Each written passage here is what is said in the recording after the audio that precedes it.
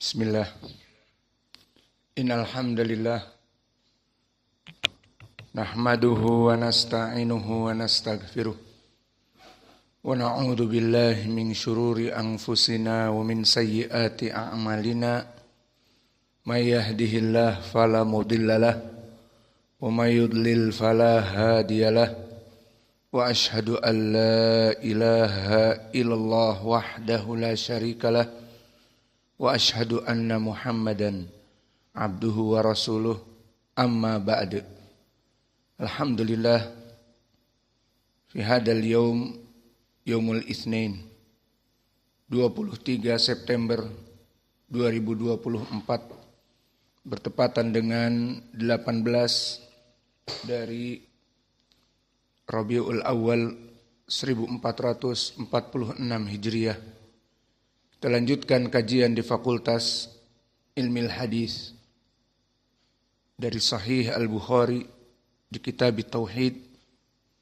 Maka dipersilahkan kepada ikhwah untuk semuanya mentasmi al-matan. Barakallahu fikum. Bismillahirrahmanirrahim. Bukhari rahimahullah ta'ala.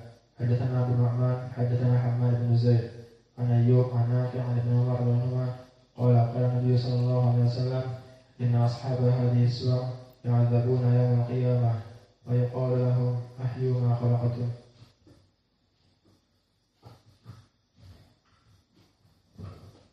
Bismillahirrahmanirrahim. Qala Imam Al-Bukhari rahimahullahu taala hadatsana Abu Nu'man hadatsana Hammad bin Zaid an Ayyub an Nafi' an Ibn Umar radhiyallahu anhuma qala Nabi sallallahu alaihi wasallam inna ashab hadhihi suwar yu'adzabuna yawmal qiyamah wa yuqalu lahum ahyu ma khalaqtum.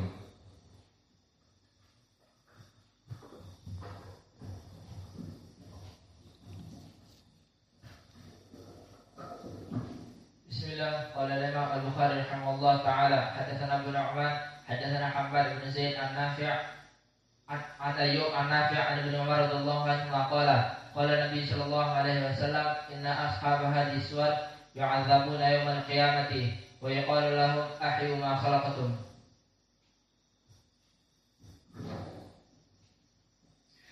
Bismillah. Qala Imam Al-Bukhari rahimahullah hadatsana Abu Nu'man hadatsana Hammad bin Zaid an Ayyub an Nafi' an Ibn Umar radhiyallahu anhuma qala Rasulullah sallallahu alaihi wasallam inna ashab hadhihi suwar yu'adzabuna yawmal qiyamah wa yuqalu lahum ahyu ma khalaqtum. Bismillah. Qala al-Imam Al-Bukhari rahimahullahu ta'ala haddatsana Muhammad ibn al-Ala haddatsana Ibnu Fudail an Umarah an Abi Zur'ah sami'a Abu Hurairah radhiyallahu anhu qala sami'tu Nabiyya sallallahu alaihi wa ala alihi wasallam yaqul qala Allahu jalla wa ala wa man adlamu mimman dhahaba yakhluqu ka khalqi falyahluqu darratan au liyakhlaqu habbatan au sya'iratan. Maka berkata Al-Imam Al-Bukhari kepada gurunya haddatsana, maka di sini menunjukkan Imam Al-Bukhari mendengar dari gurunya dengan sigatu tasrih, mengatakan haddatsana telah meriwayatkan kepada kami Muhammad ibnul Ala. Muhammad ibnul Ala ibnu Quraib, dan dia masyhur dengan kunyah Abu Quraib. Maka Imam Al-Bukhari jika meriwayatkan dari gurunya tanpa menyebutkan nama, biasanya haddatsana Abu Quraib. Maka yang diinginkan Muhammad ibnul Ala. Maka Muhammad ibnu Quraib di sini termasuk dari Tobaqoh yang ke-10. Dan Tobaqoh yang ke-10, Tobaqoh keluar dari Itba'ut Tabi'in, dan dia dari zaman guru-gurunya Imam Al-Bukhari. Maka di Tobaqoh yang ke-10 seperti Imam Ahmad, Imam Yahya ibnu Ma'in, dan juga di sini Abu Quraib, Muhammad ibnu Al-Fadl, Muhammad ibnul Ala, dan juga Musaddad ibnu Musarhad, dan juga Abul Yaman, Al-Hakam ibnu Nafi'. Ini guru-gurunya Imam Al-Bukhari yang masyhur, yang mana mereka semua di Tabaqah yang ke-10 yang kami sebutkan tadi, di Tabaqah yang ke-10.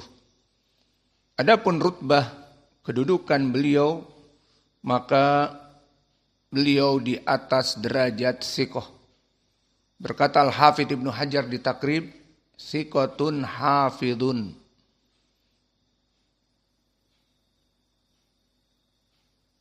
Maka berkata Imam An-Nasai, siqatun. Dan berkata Maslamah Ibnu Qasim, siqatun.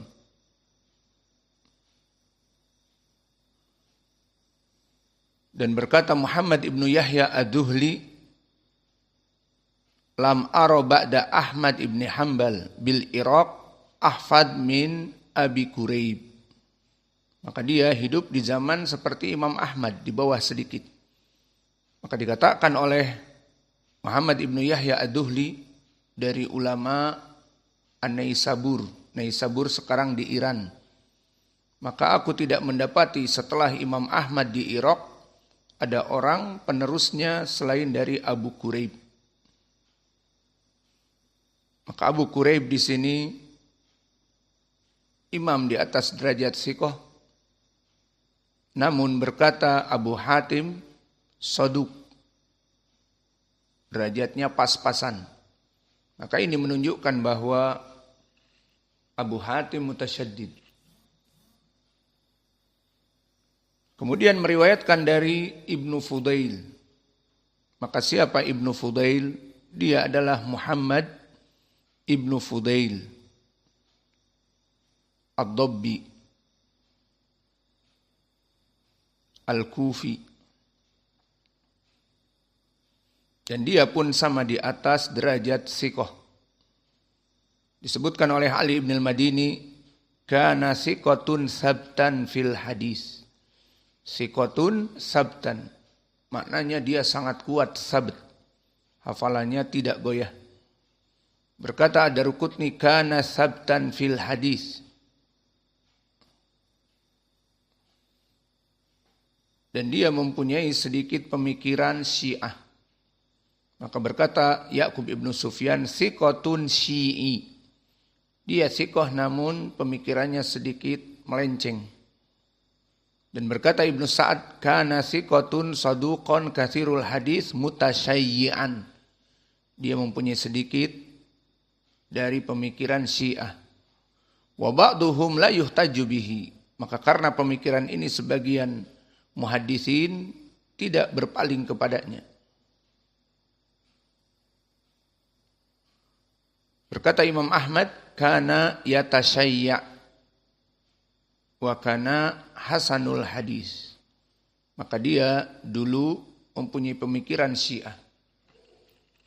Permasalahan kelompok ahlul bid'ah yang ada di zaman dulu disebutkan kana yatasyayya', maknanya sedikit pemikiran Syiah, bukan kelompok Asy-Syiah Ar-Rafidhah yang hidup di zaman now, yang mengatakan bahwa Imam 12 itu yang maksum dan mereka tidak memandang ilmu hadis.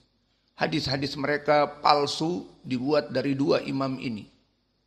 Hadatsana Al-Baqir, hadatsana ujung-ujungnya nanti Husain, ujung-ujungnya nanti Ali, ujung-ujungnya nanti Fatimah. Itu saja sanad-sanad mereka.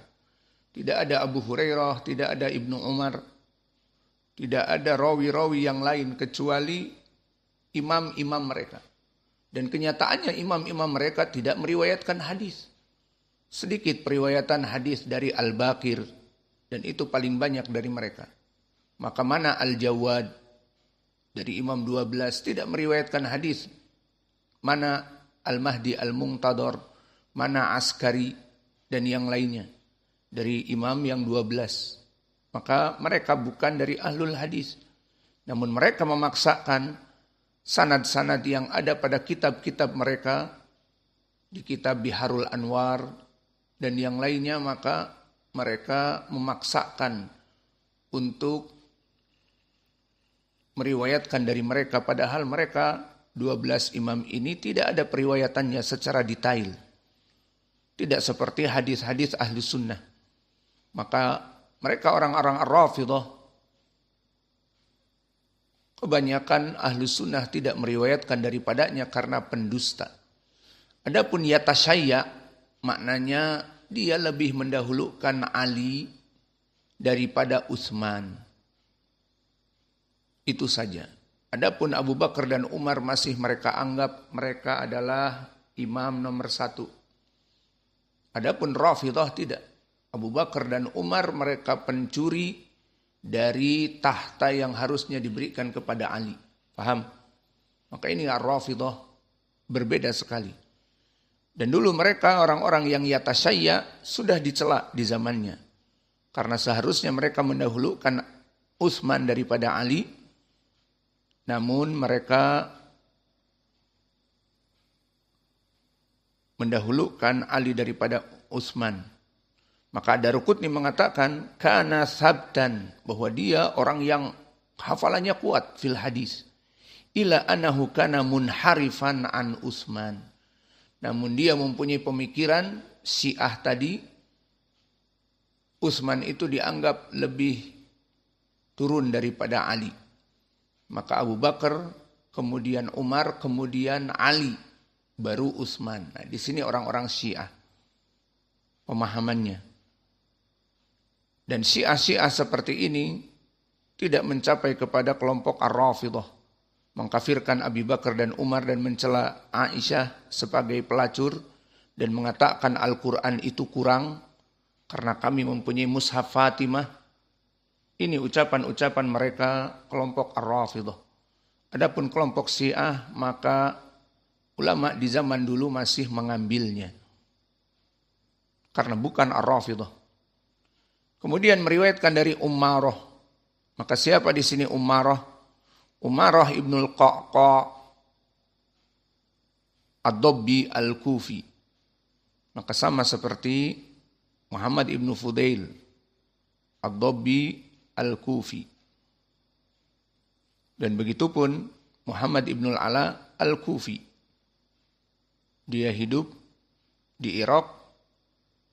Dan kata tadi Muhammad ibnu Yahya Ad-Duhli, tidak ada dari penghafal setelah Imam Ahmad di Irak kecuali Muhammad ibnul Fudail ini.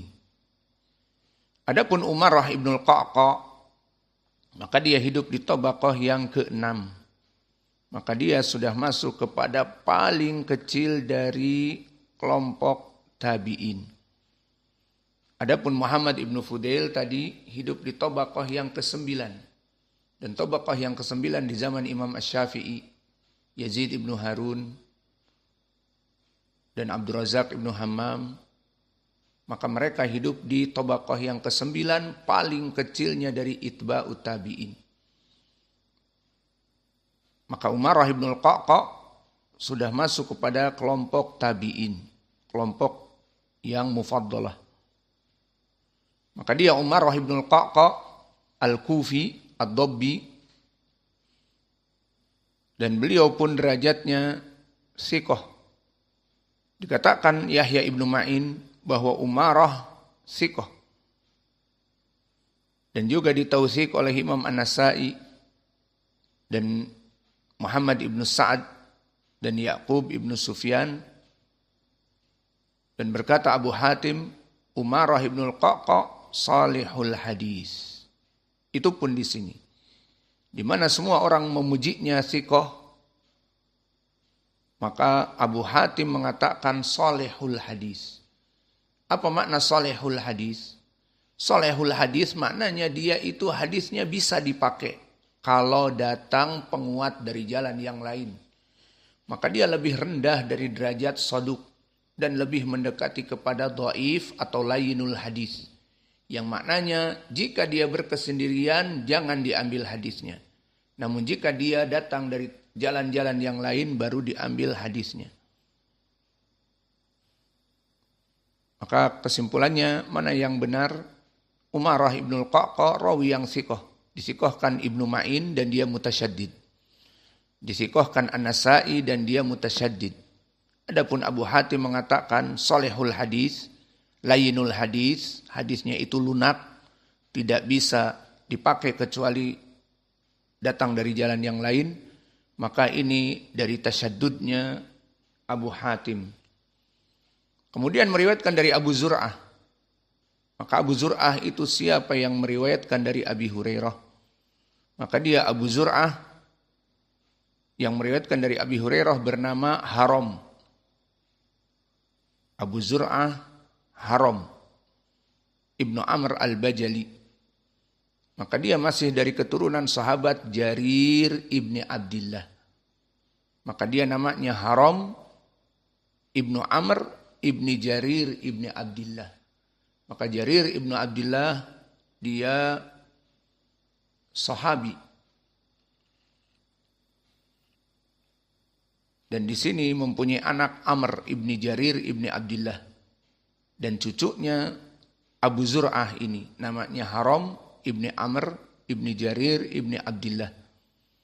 Dan dia juga sama Al-Kufi. Berarti sanad ini musalsal bil Kufiyin. Diambil dari Abi Hurairah seorang ahli Madinah. Oleh Abu Zur'ah, dohirnya dibawa ke Kufah. Maka disebarkan hadis ini di Kufah. Sehingga musalsal dengan Al-Kufiyun. Dan begitulah keadaan muhadithun. Maka tabi'i ini Abu Zur'ah Haram, dohirnya mengambil ilmu dari Abu Hurairah. Di saat dia di Madinah ataupun haji ataupun umrah. Kemudian diriwayatkan turun-temurun diambil oleh murid-muridnya dari Kufah. Maka dia meriwayatkan dari Umarah yang Al-Kufi. Kemudian Umarah diambil oleh Muhammad ibnul Fudail Al-Kufi. Kemudian Muhammad ibnul Fudail diambil ilmunya juga oleh Muhammad ibnul Ala Abu Quraib Al-Kufi. Seperti itu. Adapun kedudukan Abu Zur'ah barakallahu fikum, dia juga rawi yang sikoh. Disikohkan oleh Abu Hatim Ar-Razi dan juga Yahya ibnu Ma'in.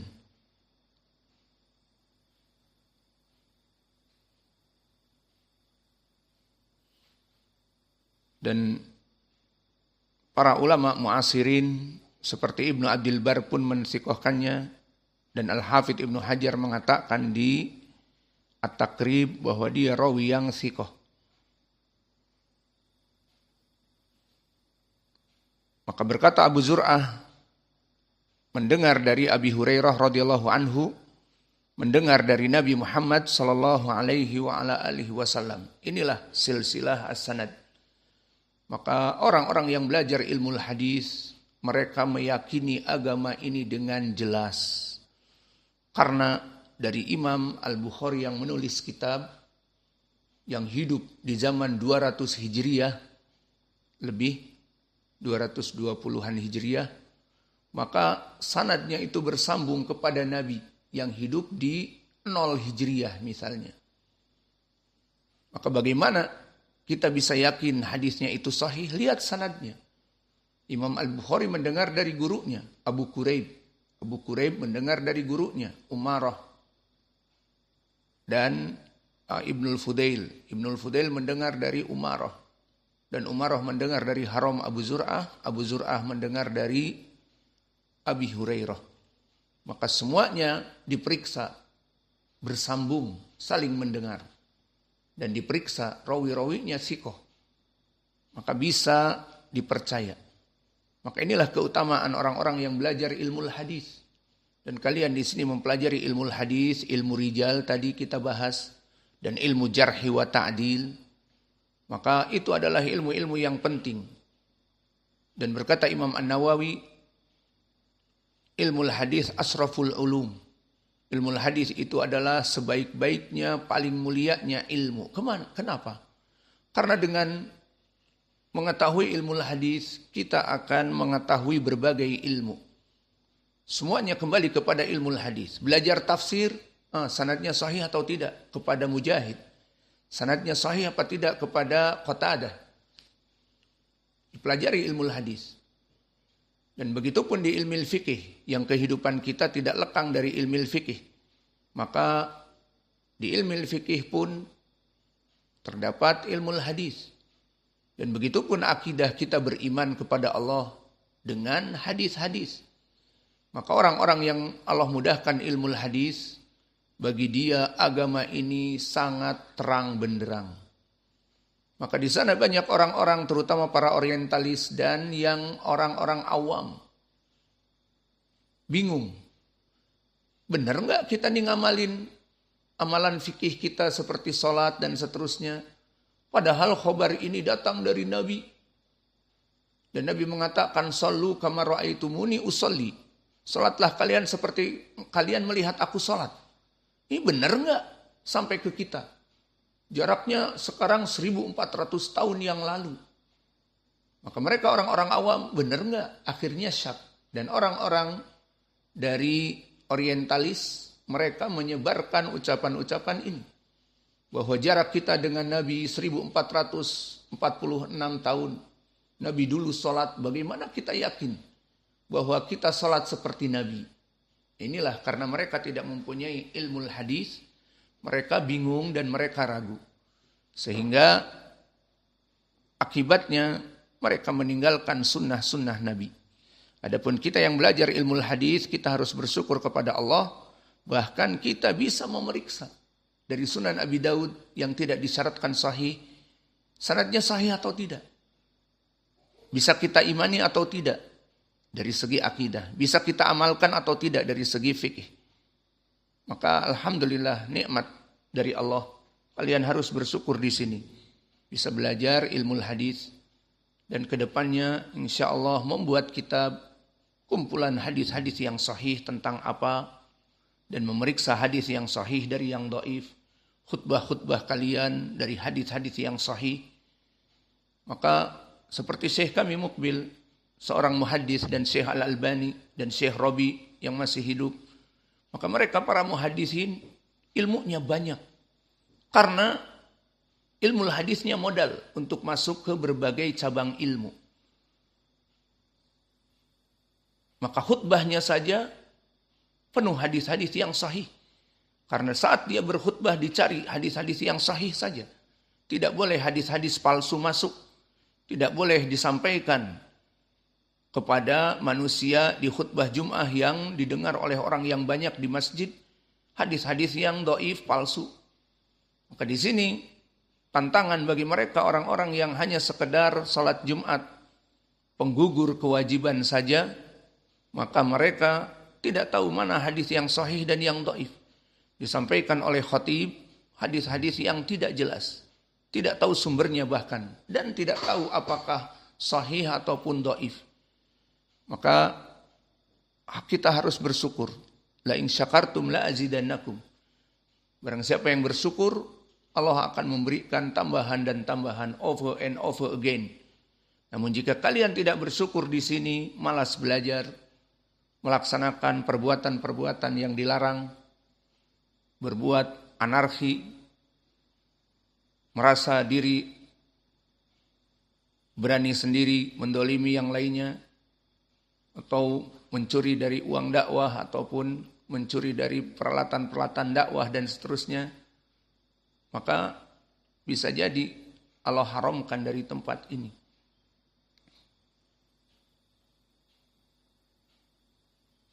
Maka kita kembali kepada matnil hadis, bahwa Nabi Muhammad SAW bersabda, "Waman adlamu miman dahaba yakhluqu ka khalqi." Maka waman adlamu, adlamu di sini dari ismu tafdil, yang paling dolim. Maka tidaklah ada yang paling dolim dari mereka yang yakhluqu ka khalqi, yang menciptakan seperti aku menciptakan. Maka maknanya di sini masih membahas tentang permasalahan menggambar-gambar bernyawa. Maka barang siapa yang mengambil pena, mengambil krayon, mengambil cat air, mengambil cat minyak di kanvas, di kertas, atau bahkan di zaman now dengan komputer 3D, maka membuat gambar bernyawa dengan komputernya pun, laptopnya, dia membuat gambar bernyawa dengan tangannya, maka masuk kepada hadis ini. Yakhluqu ka khalqi. Seakan-akan dia membentuk gambar bernyawa seperti aku menciptakan makhluk. Tinggal bedanya apa? Peniupan ruh padanya. Maka oleh sebab itu di dalam hadis disebutkan falyakhluqu darrah. Apa makna darrah? Darrah adalah semut kecil. Dinamakan darrah. Maka ditantang oleh Allah agar menciptakan semut yang kecil. Jangankan manusia seperti yang kamu gambar. Menggambar bentuk manusia, makhluk bernyawa. Maka ditantang oleh Allah, berikan ruh kepada semut yang kecil saja. Maka kamu tidak mampu. Kemudian di riwayat disebutkan, au la yakhluqu habbah au sya'irah.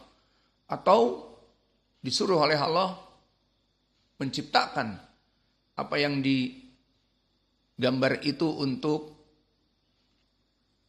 menjadikan seperti habbah ataupun syairah, seperti biji gandum, maka buatlah. Maka di sini disebutkan oleh para ulama faidah kenapa menyebutkan Nabi seperti ini. Pertama, untuk darah bernyawa dan bentuknya kecil. Nah, untuk menjadikan semut hidup, maka tiuplah kepada yang telah kamu gambar ini. Dan kemudian berpindah atau kepada yang tidak bernyawa yang lebih mudah. Menjadikan seperti satu biji gandum. Maka bikin satu biji gandum. Tidak mampu. Apalagi meniupkan ruh kepada yang digambar. Maka di sini hadis ini masih seperti hadis yang lalu dari Ibnu Umar dan Aisyah, menjelaskan tentang bagaimana adab yang perih dan pedih bagi mereka orang-orang yang menggambar. Maka pandu, masih ada pelajaran seni rupa apa tidak? Orang-orang SMA sekarang masih ada pelajaran seni rupa. Kalau kita dulu ada pelajaran seni rupa, nanti disuruh menggambar orang-orang bernyawa. Membuat gambar orang-orang di sekitar kita. Ada pelajarannya saya ingat, 3 SMA. Maka membuat orang-orang yang ada di kelas, orang-orang yang ada di perpustakaan, harus orang objeknya. Maka di sini hukumnya haram menggambar manusia. Jika ingin menggambar, maka gambarlah pena, gambarlah kelas, ataupun menggambar kakinya tidak apa-apa. Maka nanti ibu guru, loh mana ini wajahnya? Cuman kaki semua, sepatu. Maka ini boleh. Adapun menggambar makhluk bernyawa, inilah ancamannya. Dan telah kami ulang, sebagian para ulama di zaman now tidak memandang fotografi dan video dari as-surah. La yang duruna as-surah minal videohat wal fotografiyah yastadilun bihadal hadis, karena ismun isyarah di dalam hadis yang terdahulu, inna hadihi aswar, bahwa gambar-gambar ini, dan di zaman Nabi tidak ada gambar fotografi dan video. Dan asbabul wurudnya pun bahwa Aisyah mendapatkan gambar bernyawa pada spray ataupun pada kain. Maka kemudian dipergunakan oleh Aisyah. Maka Nabi tidak mau masuk. Karena ada gambar bernyawa. Dan menunjukkan Nabi kepada gambar tersebut. Inna hadihi. Bahwa sungguhnya ini. Ataupun sahibu hadihi surah.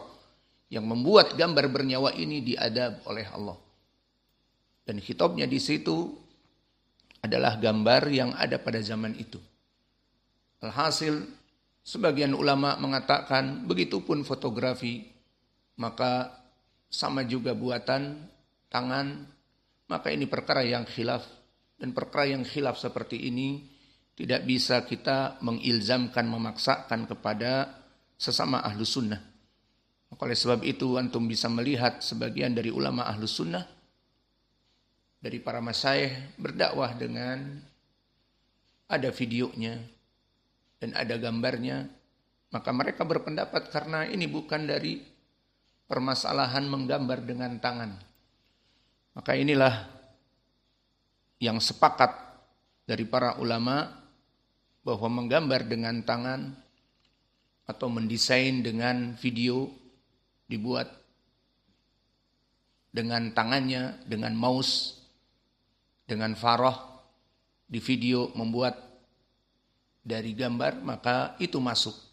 Baik dengan pena, dengan kanvas, dan cat minyak, cat air, krayon, semuanya dia itu meninformatifkan bahwa ini adalah makhluk bernyawa, maka masuk kepada adab dan iqab ini.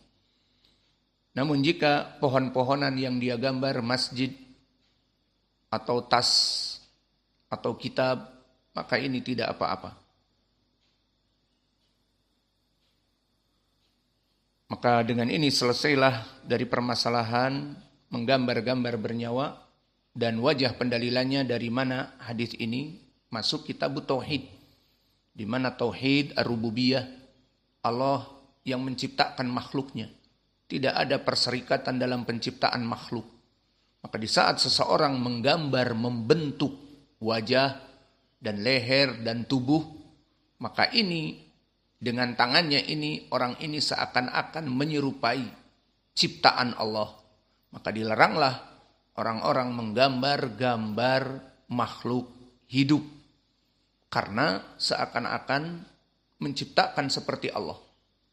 Maka sebagian dari pelukis, apalagi di zaman now dengan adanya desain grafis, maka 3 dimensi dan seterusnya seakan-akan benar-benar dia memindahkan orang yang tidak ada ke laptopnya ataupun ke screennya ataupun dengan tangan. Seakan-akan dia menggambar suatu makhluk bernyawa yang baru. Maka inilah dinamakan di dalam hadis ini, dia telah menciptakan kakholki, seperti aku menciptakan. Maka diadab oleh Allah dengan adab yang keras karena seakan-akan dia bisa membuat makhluk bernyawa.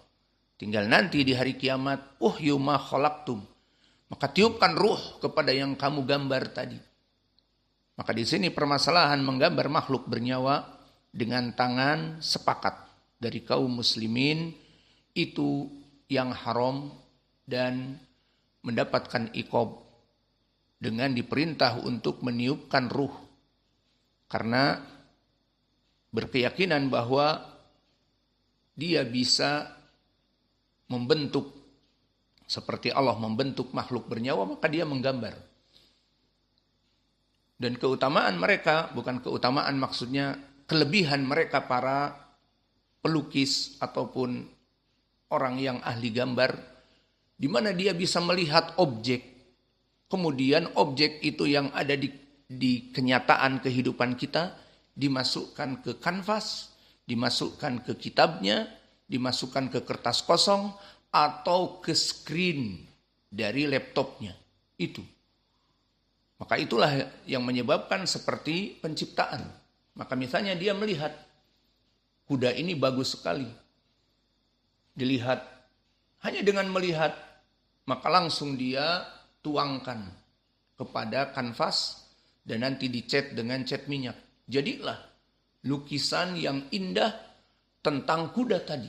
Maka semua orang melihat, iya ya, kayak kuda yang dia lihat. Warnanya hitam, kemudian gagah berlari, di mana di saat dia melihat berlari dan rambutnya terurai, maka dia gambar seperti itu. Maka ini hakikah yang dilarang oleh Allah, seakan-akan dia menciptakan. Karena dia hanya dengan melihat, memindahkan ke kanvasnya. atau ke kertas, hanya sekedar dengan pena. Bisa orang melukis hitam putih dengan pena hitamnya. Maka dengan garis-garis yang memang dia ahli, hanya sekedar garis-garis. Maka seperti dari kuda yang dia lihat. Maka ini yang diinginkan di dalam kitab Tauhid ini.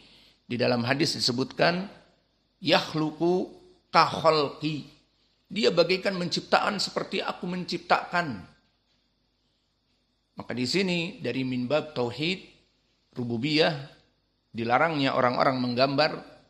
Dan apalagi di zaman now ada teknologi dengan 3D, 3 dimensi, dan juga crawl draw, dan yang lainnya, maka dengan mudah seseorang membuat makhluk bernyawa dan animasi. Maka di sini seperti membuat film kartun, membuat film yang bergerak dari tangannya, maka itu masuk dosa. Wa naktafi ila huna wa jazakumullahu khaira wa barakallahu fi ilmikum